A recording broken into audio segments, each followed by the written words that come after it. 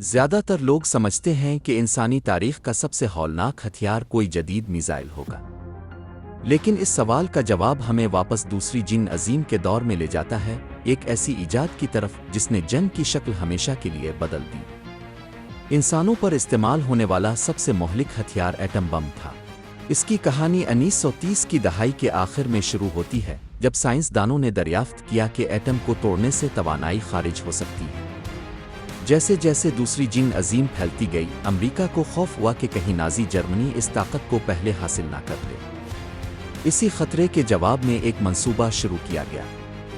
1942 میں مین ہیٹن پروجیکٹ قائم ہوا، اور یہ انسانی تاریخ کی سب سے بڑی خفیہ سائنسی کوششوں میں سے ایک بن گیا۔ یہ ہتھیار کسی ایک شخص نے نہیں بنایا تھا۔ اس کے پیچھے طبیعیات دان، کیمیا دان، انجینئر، فوجی افسر، فیکٹری ورکرز اور منصوبہ سازوں کا ایک بڑا جال تھا جو امریکہ بھر میں پھیلا ہوا تھا، جبکہ برطانیہ اور کینیڈا نے بھی اس میں مدد دی۔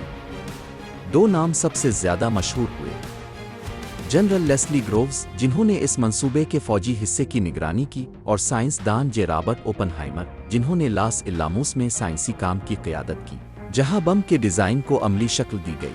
کئی سال کی خفیہ تحقیق، یورینیم کی تیاری، پلوٹونیم کی پیداوار اور ہتھیار کے ڈیزائن کے بعد پہلا ایٹم بم 16 جولائی 1945 کو نیو میکسیکو کے صحرا میں کامیابی سے آزمایا گیا۔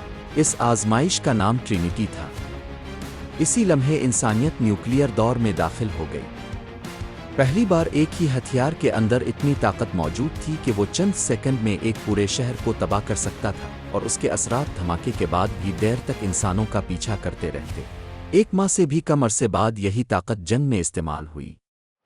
6 اگست 1945 کو امریکہ نے لٹل بوآئے نامی ایٹم بم جاپان کے شہر ہیروشیما پر گرایا۔ ہیروشیما کی فوجی اہمیت ضرور تھی، لیکن یہ ایک گنجان آباد شہر بھی تھا، جہاں عام شہری، مزدور، اسکول جانے والے بچے، مریض اور خاندان اپنی روزمرہ زندگی گزار رہے تھے۔ دھماکے، شدید حرارت اور آگ نے چند لمحوں میں ہزاروں زندگیاں ختم کر دیں۔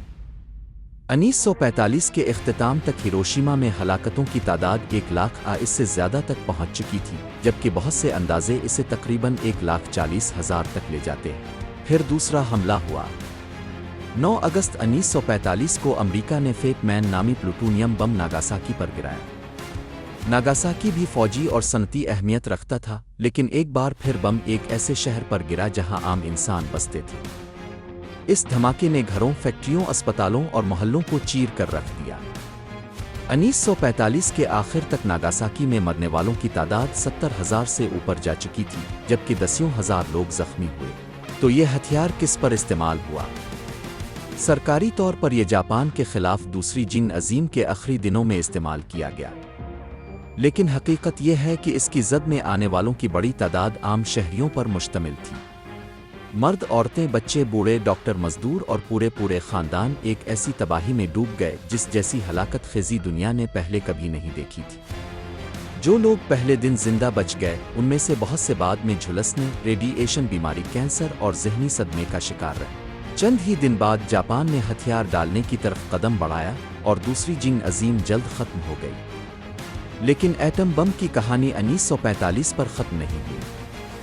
اسی نے نیوکلیئر ہتھیاروں کی دوڑ کا دروازہ کھولا اور دنیا کو ایک ایسے دور میں داخل کر دیا جہاں انسان نے پہلی بار اتنی طاقت حاصل کر لی کہ وہ پوری تہذیب کو مٹا سکتا تھا۔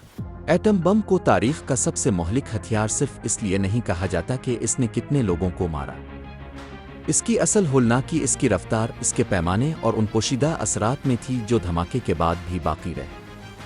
ایک ہی جہاز سے گرایا گیا ایک ہی بم وہ تباہی لا سکتا تھا جو پہلے پوری فضائی بیڑے کو کئی دنوں میں بھی ممکن نہ ہوتی، اور یہی وجہ ہے کہ ایٹم بم انسان کی بنائی ہوئی تاریخ ترین ایجادات میں شمار ہوتا ہے۔ یہ سائنس سے پیدا ہوا، راز میں تیار کیا گیا، جنگ میں استعمال ہوا، اور اس نے نہ صرف ہیروشیما اور ناگاساکی کو بدل دیا بلکہ پوری انسانی تاریخ پر ایسا سایہ ڈال دیا جو آج تک قائم ہے۔ یہ صرف ایک ہتھیار نہیں تھا بلکہ ایک تنبیہ تھی کہ جب علم طاقت بن جائے اور طاقت رحم سے خالی ہو جائے تو انسان خود اپنے لیے سب سے بڑا خطرہ بن جاتا ہے۔